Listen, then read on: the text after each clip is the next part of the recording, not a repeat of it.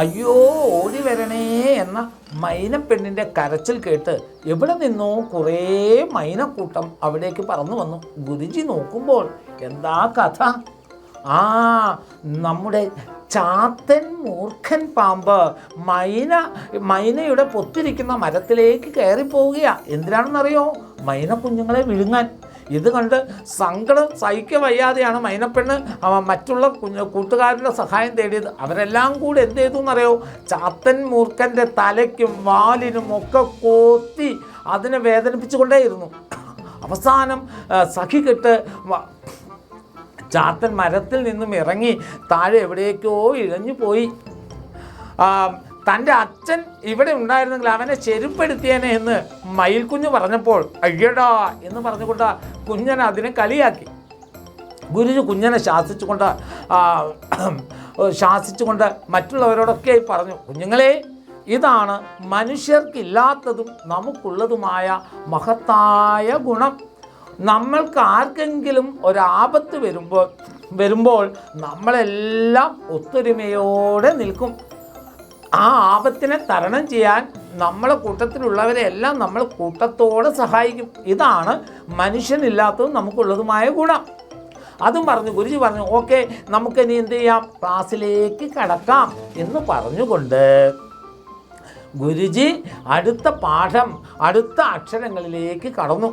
ട ഠ ഡ ഠ ന ഈ അക്ഷരങ്ങളെല്ലാം ആവർത്തിച്ച് കുഞ്ഞുങ്ങളോട് പറയാൻ പറഞ്ഞു. കുഞ്ഞുങ്ങൾ ത ഠ ഡ ഠ ന എന്നിങ്ങനെ ആവർത്തിച്ച് പറയുകയും തുടർന്ന് ആ അക്ഷരങ്ങൾ വരുന്ന വാക്കുകൾ പഠിപ്പിക്കുകയും ചെയ്തു. ടവർ, പാഠം, ദപ്പി, ധാലം, അതുപോലെ പണം തുടങ്ങിയ വാക്കുകളൊക്കെ ഗുരുജി പഠിപ്പിച്ചു.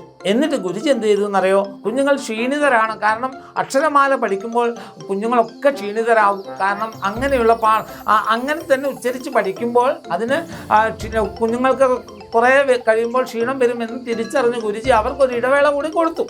അല്ലേ? സാധാരണ ഒരു ഇടവേള കൊടുത്തിട്ട് ഗുരുജി പറഞ്ഞു, കുഞ്ഞുങ്ങളെ, നിങ്ങൾ കുറച്ച് സമയം എവിടെയെങ്കിലും പോയി കളിച്ചോളൂ. ഇതും പറഞ്ഞു ഗുരുജി എന്ത് ചെയ്തെന്നറിയുമോ? ഗുരുജി വിശ്രമിക്കാൻ വേണ്ടി ഇരുന്നു. ഈ സമയത്ത് തത്തമ്മ പെണ്ണ് മാമ്പഴച്ചാറുമായി ഗുരുജിയുടെ അരികിലേക്ക് വന്നു. ഗുരുജി എന്തു ചെയ്തെന്നോ? തനിക്ക് കിട്ടിയ മാമ്പഴച്ചാറ് കുഞ്ഞുങ്ങൾക്കെല്ലാം വീതിച്ചു കൊടുത്തു. കുഞ്ഞുങ്ങൾക്ക് വളരെ സന്തോഷമായി. അവർ കളിക്കാൻ പോയി. അല്പം കഴിഞ്ഞപ്പോൾ ഗുരുജി എല്ലാവരും വിളിച്ചു പറഞ്ഞു, ഇനി കളിച്ചത് മതി, നമുക്ക് ക്ലാസ് തുടങ്ങാം എന്ന് പറഞ്ഞ് അടുത്ത അക്ഷരത്തിലേക്ക് കടക്കാൻ ഗുരുജി ശ്രമിക്കുമ്പോൾ ഗുരുജി വെറുതെ എല്ലാവരെയും ഒന്ന് നോക്കിയതാണ്.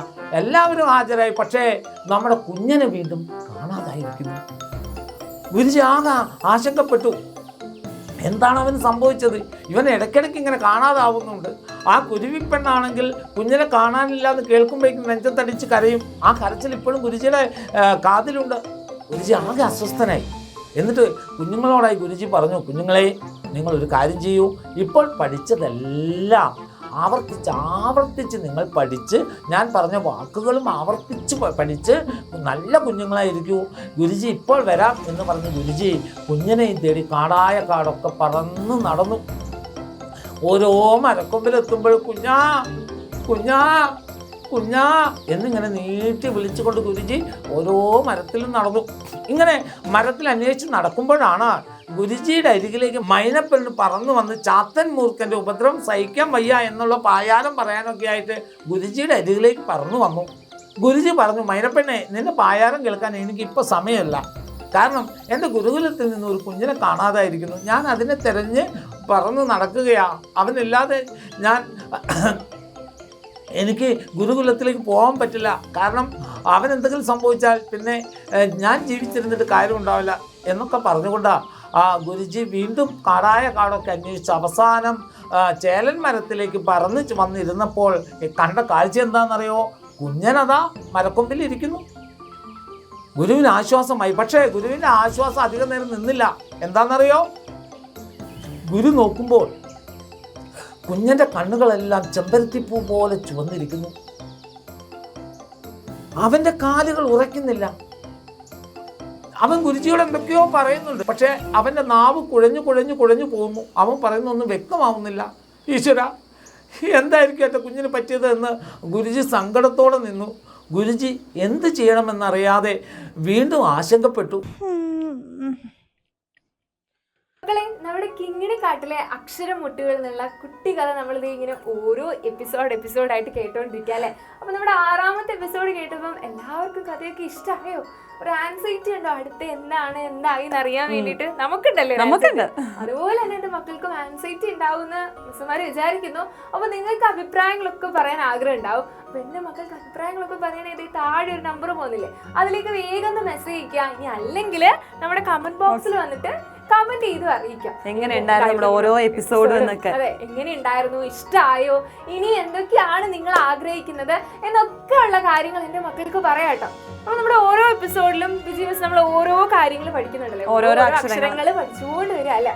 അപ്പൊ ഇത്രയും എപ്പിസോഡായപ്പോ നമ്മൾ കുറേ അക്ഷരങ്ങൾ പഠിച്ചു, മടിയൊന്നും കൂടാതെ നല്ല രസകരമായിട്ട് കഥ കേട്ട് നമ്മൾ അക്ഷരം പഠിച്ചു അല്ലെ. അപ്പൊ ഇന്നും നമ്മൾ കുറച്ച് അക്ഷരങ്ങൾ പഠിച്ചിട്ടുണ്ട്. ആ അക്ഷരങ്ങൾ ഏതൊക്കെയാണെന്ന് നമുക്കൊന്ന് പഠിച്ചാലോ ബിജി മിസ്? നോക്കാം. ഓക്കെ, അപ്പൊ നമ്മൾ ഇന്നത്തെ കുട്ടിക്കഥയിൽ നമ്മൾ ഇന്ന് കുറച്ച് സ്വരാക്ഷരങ്ങളൊക്കെ ഈ അടുത്ത വീഡിയോയിൽ പഠിച്ചു. നമ്മൾ ഇന്നത്തെ വീഡിയോയിൽ വ്യഞ്ജനാക്ഷരങ്ങളൊക്കെ ആയിരുന്നു നമ്മൾ പരിചയപ്പെട്ടത്. അപ്പൊ മിസ്സേ, ഞാനാണെങ്കിൽ ഇന്ന് പരിചയപ്പെട്ട വ്യഞ്ജനാക്ഷരങ്ങളൊക്കെ പറയും. അത് കഴിഞ്ഞിട്ട് മിസ് ആ അക്ഷരങ്ങളുമായിട്ട് ബന്ധപ്പെട്ട് വരുന്ന 1-2 വാക്കുകൾ കൂടെ നമ്മുടെ മക്കൾക്ക് വേണ്ടിയിട്ട് പറഞ്ഞു കൊടുക്കാം. ഓക്കെ, അപ്പൊ നമ്മൾ ഇന്ന് ഏതൊക്കെ വ്യഞ്ജനാക്ഷരങ്ങളാണ് മക്കളെ പഠിച്ചത്? ഏതൊക്കെയാണ്? ഠ ഠ ഠ ഠ ന. ഓക്കെ, അപ്പൊ അങ്ങനെയാണെങ്കിൽ ആദ്യത്തെ വ്യഞ്ജനാക്ഷരം ഏതാണ്? ഡാ. ഡാ കുട്ടി അറിയാവുന്ന 1-2 വാക്കുകൾ മിസ് പറഞ്ഞേ. ഏതായിരിക്കും? നിങ്ങളും ആലോചിച്ചോട്ടോ. കടല്, കട, കുട. ഓക്കെ, അതിന് ശേഷം വരുന്ന ഏതാണ് മക്കളെ? ഠ. മിഠായി, പാഠം. ഓക്കെ, ഠ.